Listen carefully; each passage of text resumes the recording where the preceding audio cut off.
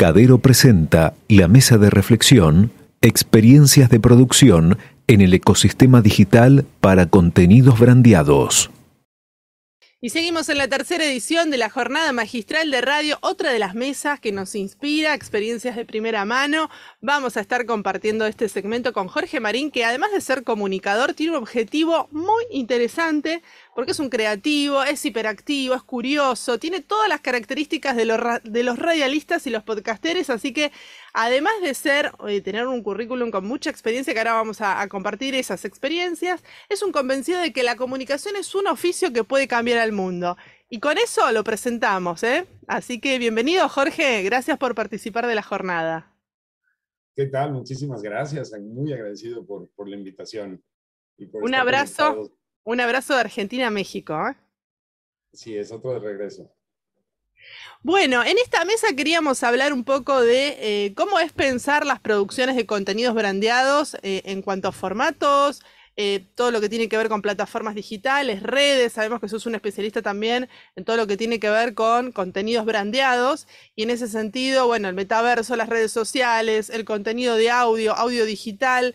¿Cómo se empieza a desglosar las nuevas profesiones o las profesiones que van mutando para ser un productor transmedia, un productor de estas características?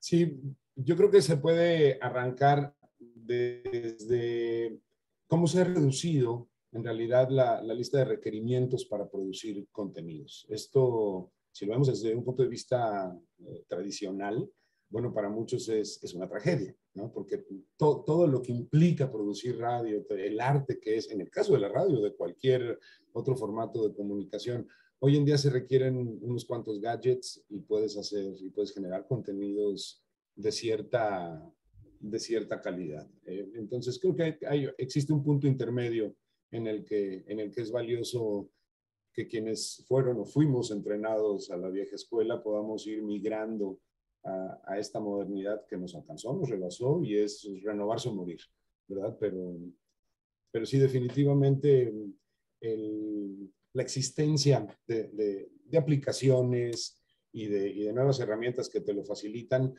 también han ayudado a que los contenidos tengan un alcance muchísimo mayor al que hubiéramos pensado en otros tiempos. La figura del creador y la creadora de contenido digital, que hoy está en el centro de la escena post pandemia, diríamos ya, con esta aceleración digital de las sociedades, bueno, nos exige desarrollar distintas habilidades y roles, como bien vos decías, pero ¿qué características tiene que tener este productor o esta productora a la hora de pensar historias narrativas, cómo las marcas empiezan a insertarse dentro de estos contenidos? Contanos un poco vos cómo lo ves desde tu experiencia, que pasaste por radio, TV, el periodismo digital, o sea, tenés una linda trayectoria. Contanos un poco. Sí, la evolución principal, incluso desde lo teórico, es que ahora las marcas están mucho más interesadas en pasar de lo que era originalmente el storytelling, o contar historias, a hacer historias, ¿no? El story doing. Y hoy en día creo que las marcas están buscando conexiones mucho más allá que las estrictamente necesarias para dar a conocer un producto o un servicio. Los vínculos que se intentan establecer son mucho más sólidos, apelan a que sea mucho mayor plazo, porque las conexiones emocionales son más confiables, incluso en intenciones de consumo, en psicología del consumo, ¿verdad? Entonces aquí el reto es creativo, como decía, siempre existe la forma de comunicar sin caer en lo burdo, que es una preocupación importante en los contenidos de marca, que no recurren al lenguaje o a la narrativa clásica, que es: te muestro mi producto, te hablo de sus virtudes y te invito a consumirlo. Ahora te conectas más con el ser humano que con el potencial comprador o cliente. Y ahí es en donde el dominio y el poder utilizar, o cuando menos saber a qué y a quién recurrir para poder aprovechar todos los formatos que existen actualmente, es algo que recae en el productor, pero sí hay desde luego un reto principalmente narrativo. Lo técnico ya no es tan complejo, ya se puede simplemente pensar en lo que necesitas y casi en cualquier parte del mundo tienes acceso a poder solucionar ese problema, el problema técnico o de transmisión de los contenidos. pero la narrativa es en donde destaca quién es bueno o malo haciendo esto en realidad y quién puede verdaderamente conectar con una audiencia a la que desde el punto de vista de marca ya se llaman territorios, ¿no? Más que audiencias. Y contanos un poco cómo diseñás o cómo armás esos equipos de producción cuando una marca te convoca para justamente desarrollar un producto o un proyecto en realidad de estas características. Un doblajista, un locutor, un guionista, ¿cómo se conforma tu equipo de trabajo, por ejemplo? Desde el contenido de marca es importante tener claro que se hacen trajes a la medida. En realidad Bien. no existe un equipo básico. Hay un grupo de gente que serían considerados los de arranque, ¿verdad? Porque Sí, sí. el tema narrativo y creativo, los que determinan qué se va a hacer.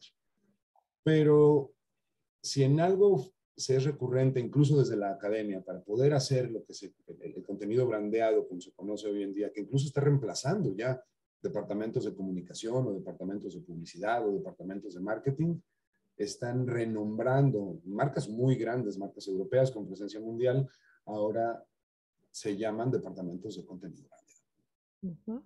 Y bueno, para poder iniciar un proyecto, se hace con demasiada formalidad a la hora de la interlocución con el cliente y se tiene que desarrollar un briefing. Antes, las agencias convencionales de marketing tratan de tener un poquito más de control en la propuesta, pero hoy en día es importante platicar y tener muy, muy claro cuáles son los alcances del producto, porque no se van a mentir, desde luego, pero también cuáles son los alcances presupuestales, cuáles son los objetivos específicos y mientras más puedas reducir o mientras más puedas convertir en mínimas expresiones las necesidades del cliente, entonces puedes determinar cuáles de los cientos de formatos que existen en la actualidad te convienen. A veces hay gente que evita arrancar en redes sociales o en medios electrónicos tradicionales porque descubrieron que la mejor forma de dar a conocer lo que quieren hacer con su marca era con un evento. Entonces organizan un evento, recurren a la filosofía de influir en los que influyen, llenan el evento de influencers que van a lanzar unas cuantas historias o reels y se valen de la convocatoria que ya tienen otras personas posicionadas. Entonces la estrategia depende mucho del producto y del tipo de público al que le vas a hablar. Ahora tienes, no sé si eso es bueno o malo, pero tienes que consentir un poquito más a las audiencias en medios virtuales. Clarísimo, y eso es importante también porque es entender el contexto donde las marcas se mueven, ¿no? Hablabas de este pasaje del monólogo de las marcas hacia el diálogo y esta idea de contar historias, pero ser parte, cómo se está transformando todo lo que es la industria inclusive, y cómo esto llega al audio, ¿no? Vamos a detenernos un poco ahí, como tenemos la película. ¿Qué pasa en el mundo del audio con las marcas? ¿Cómo lo ves vos? ¿Cuáles son los desafíos que ves por delante? Resulta que en, en el tema de posicionamiento de formatos, no nada más para difusión de las grandes causas, es para lo que yo soy un gran admirador del formato de podcast, como un complemento de la radio online, desde luego, no como el formato, pero el podcast como formato particular tiene un gran valor para posicionamiento de marcas porque te permite contar historias o volver un discurso comercial en algo un poco más académico o sociológico o ambiental. Ahí existen muchos riesgos. Mucha gente recurre a lo que se conoce como greenwashing Ujú. para poder justificar su existencia, decir, no contamino tanto en realidad, o no soy tan ambientalmente irresponsable como podría parecer. Entonces, eso depende también de la ética del comunicador y del estratega, ¿no? Hay una Pero búsqueda entonces ahí en el formato del podcast. el formato del podcast te ayuda a posicionar discursivamente el propósito de una marca más que Ujú. los beneficios del propio producto. Contame qué podcast escuchás. Vamos un poco a la vida de Jorge ahora. Vamos a ir sorteando un poco los momentos. ¿Qué escuchás? Me ¿Qué te gusta gusta? muchísimo escuchar pláticas sobre deportes y música en lo personal, pero también las pláticas TED en español. Tuve un poquito de reservas para ir a estos contenidos y resulta que son encantadores. Algunos llegan a ser muy, muy, muy interesantes. Hay algunas pláticas TED precisamente que hacen en Argentina acerca de educación Ujú. y es espectacular. se aprende muchísimo porque hay educación formal, educación rural, distintas estrategias, y la educación siempre ha sido uno de los temas que nunca lo ejercí completamente, pero que me interesa. ¿Y qué podcast en México son el top 5, digamos, los más escuchados en términos de audiencias o en términos también de producción, digamos? ¿Qué es lo que nos podés recomendar para aquellos que tenemos nuestra lista de podcast para pendientes de escuchar? Pues mira, aquí existen los que solían ser los noticiarios exitosos en televisión han migrado al podcast. Mira qué Algunos migraron interesante. a la radio tradicional, de Ujú. cuadrante, ¿verdad? Pero casi todos tienen un podcast. Entonces aquí las figuras periodísticas clásicas están tratando de actualizarse y de competir con los comunicadores que ya nacen y surgen desde la existencia del podcast y que se han dedicado a esto todo el tiempo. Entonces a mí en lo particular me gustan escuchar también los de deportes, como te digo, todo el Ujú. deporte que puedes escuchar aquí es, es en medios que comparten micrófonos con personas de toda América Latina, entonces son los de las cadenas que ya conocemos que están Ok. en cable, pero podcast, ¿verdad? Así que me evito la mención. Existen En cuanto a algunos, géneros, si no, géneros, no sé, sí, terror, o sea, ficción. escucho ficción, me encanta escuchar a Neil deGrasse Tyson, Bien. soy un así, fan de closet de todo lo astrofísico y lo astrocientífico y es fenomenal escucharlo, porque normalmente si lo ves en redes sociales te puedes perder un poquito en las imágenes, pero aquí Claro. realmente es explicaciones y es muy bueno. Yo recomendaría muchísimo Neil deGrasse Tyson. Bien, y contanos un poco tu experiencia en producciones que tienen que ver con el desarrollo de contenidos brandeados en otros formatos. Estamos deteniéndonos un poco en el mundo del audio porque tiene que ver con el espíritu del ecosistema radiofónico o del audio digital, pero contanos cómo las marcas podrían desarrollar sus contenidos, como ya contaste, en otras plataformas también, ¿no? Dentro de lo que es creación de contenido digital. Desde luego, el principal, aparte de lo que decíamos de lo presencial, empieza a volverse muy popular la idea del metaverso. Ujú, Pero eso exacto. no es la actualidad todavía, a menos que quieras que también nos metamos un poquito en eso. Es genial, ya se empieza a comercializar con lo que sería el equivalente a la tierra, ¿no? Ujú. Los premios. Ya se empiezan a vender, hay historias de algunos muy caros, hay rumores de algunos de millones de dólares. Y esa va a ser una forma importantísima de colocar tus productos porque la gente, si se convierte el metaverso en lo que quienes están promoviéndolo esperan que se convierta, la gente va a pasar muchas horas al día conectado Ujú. a estos virtuales y ahí te puede, pues no hay límites porque es una realidad virtual prefabricada, preprogramada para que te aparezcan a la velocidad que quien paga lo decida, publicidad de cualquier tipo de producto o persona, o todo. En realidad no hay límites no es como la realidad aumentada, que tu límite es realmente, ¿no?, el mundo físico. Claro. Pero en realidad virtual, ¿no? En la realidad virtual no existe nada que te detenga y ahí van a empezar, se supone y se espera que las marcas compren en el metaverso los predios en donde existen sus establecimientos físicos en el metaverso. Y Claro. entonces, si tú sales a caminar, van a seguir teniendo presencia esas marcas. Luego, todo esto es hipotético, pero en la vida real, lo que están haciendo muchísimo nuevamente las marcas, los formatos son eventos deportivos y eventos musicales, pero también sabemos de marcas de cerveza que han hecho cosas importantes a nivel ambiental. La isla de PET, por ejemplo, ¿no? El rescate de algunas áreas oceánicas por parte de la industria de refrescos o de cerveza, pero a muchos les parece que son más que contenido brandeado, es un poquito nuevamente de greenwashing, un poquito de justificación por el daño que efectivamente están causando.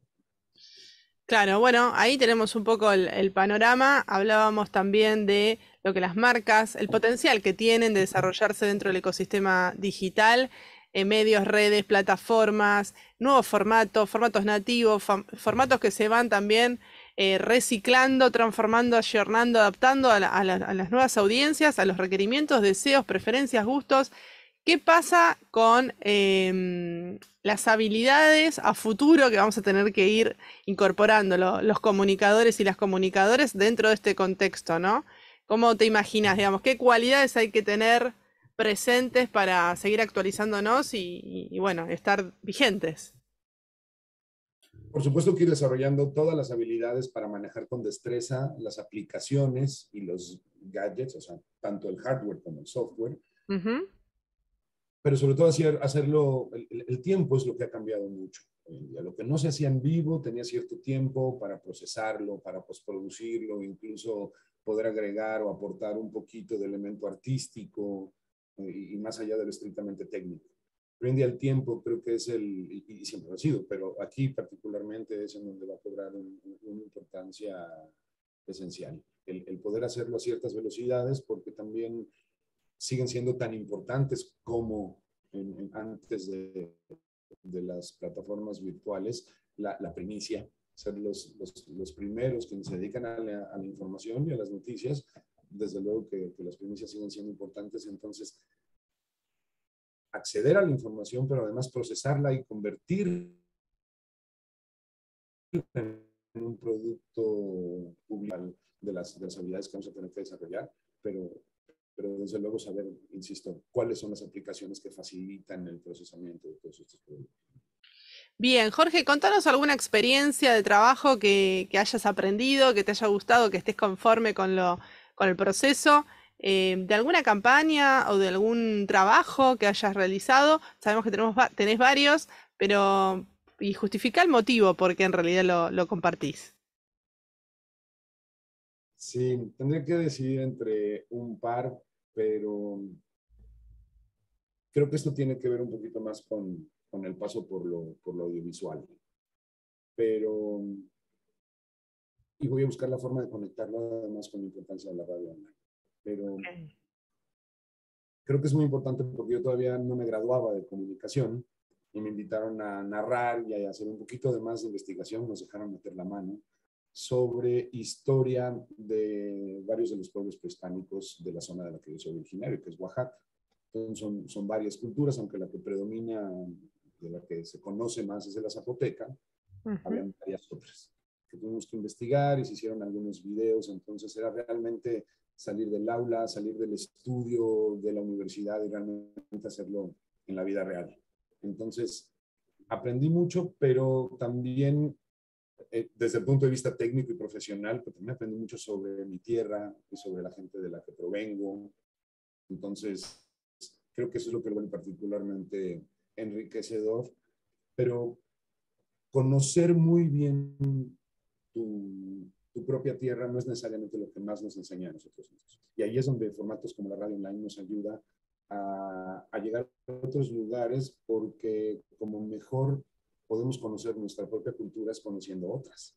Exacto. Por ejemplo, escuchar podcasts de otro país, escuchar música en estaciones de radio de otro país, nos ayuda a escuchar la historia de los pueblos, pero contadas desde su propia voz. No es gente de mi pueblo hablándome de otros lugares, sino una estación de radio argentina que yo decidí escuchar y voy a escuchar la historia de los argentinos contada por argentinos. Claro. Y eso además, por comparación y por muchas razones, al igual que viajar, te ayuda a conocer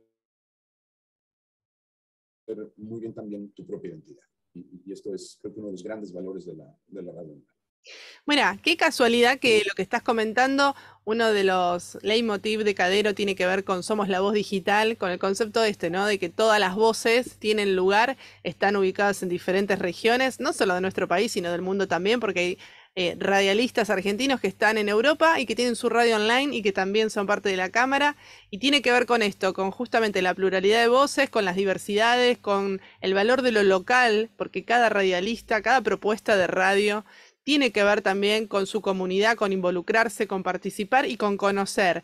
Y también otra cualidad que tienen las radios online tiene que ver con el archivo digital, es el almacenamiento de los contenidos del presente pensando hacia el futuro, no solo información efímera, sino información atemporal, información educativa, de entretenimiento, que va justamente agregando diversidad a la oferta de contenidos, especificidad y la voz local no se pierde. Así que súper conectado, Jorge. Teníamos que hacer este encuentro entre Argentina y México para, bueno, recorrer un poco qué está pasando con los contenidos brandeados, con las marcas, con el ecosistema, cómo se van apropiando también de las nuevas tecnologías, qué va pasando con las audiencias. Algunas de las características que estás compartiendo en esta charla las estuvimos escuchando también en otras mesas, o sea que hay algo recurrente que tiene que ver con la creatividad, con la originalidad, con la pluralidad de voces, como bien decías recién. Por último, me gustaría, antes de cerrar, no sé si consejo, pero si querés compartir alguna recomendación para poder ejercer la profesión desde el punto de vista de la comunicación de manera, bueno, inspiradora para quienes nos están mirando o escuchando, porque también es un podcast. Desde luego, de hecho creo que son varios pensamientos. Primero que nada, la radio online necesita continuar teniendo un justo financiamiento para seguir activa, para que pueda seguir existiendo. Entonces, en todas las radio online que escuchemos y que exista la posibilidad de hacer donaciones, a todos los que nos escuchan, deberían tomárselo en serio. No tienen que hacer grandes desgastes, pero siempre es bueno ayudar a que precisamente esas cosas que tanto nos dan, como la radio, puedan continuar operando. Y por otro lado, felicitar y reconocer el trabajo de quienes conservan esta, que es no nada más es una forma de comunicación, yo creo que es una forma de arte, hacer radio, quienes se toman en serio hacerlo y quienes, por supuesto, resisten todas las dificultades que puede presentar competir con otros formatos que rebasaron por la derecha y que vienen posicionándose muy rápidamente, pero siguen haciendo radio, siguen haciendo buena comunicación y pensando incluso en letras de algunas canciones, la gente de radio sigue siendo los últimos de pie en decir lo que hay que decir y en decir las cosas, en llamar a las cosas por su nombre, y quienes desde luego persiguen menos intereses oscuros que muchos otros de los medios, sin tratar de despreciar a ningún otro formato. Pero la radio Estás hablando de la confianza, básicamente. Por supuesto, creo que a través de la radio pocas veces se han generado vínculos más estrechos entre comunicador y audiencia. La radio es la que da eso.